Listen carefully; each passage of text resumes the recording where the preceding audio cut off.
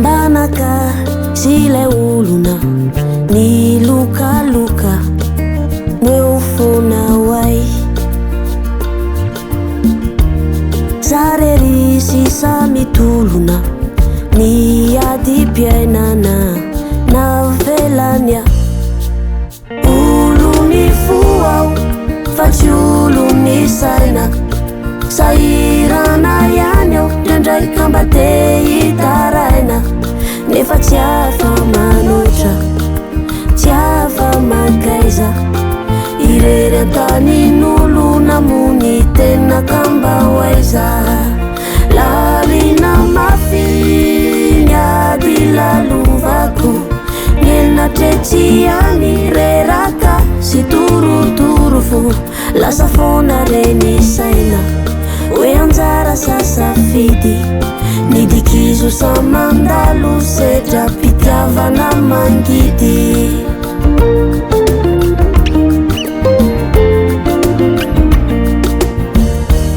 tapakevitra ny ainga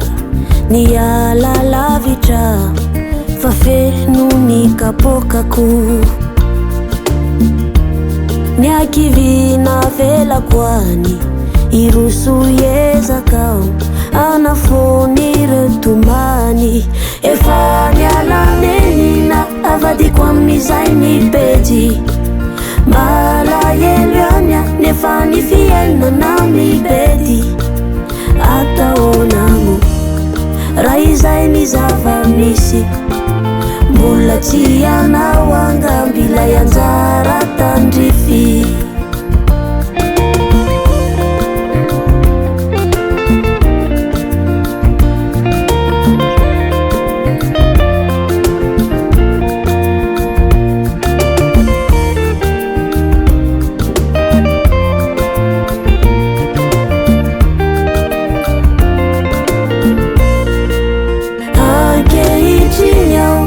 milamina fafaka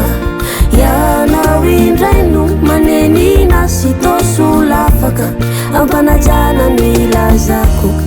atovianatr'ireo lasa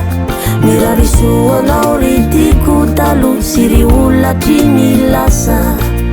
nefa tsarovy fa tamifo ireo fitiavako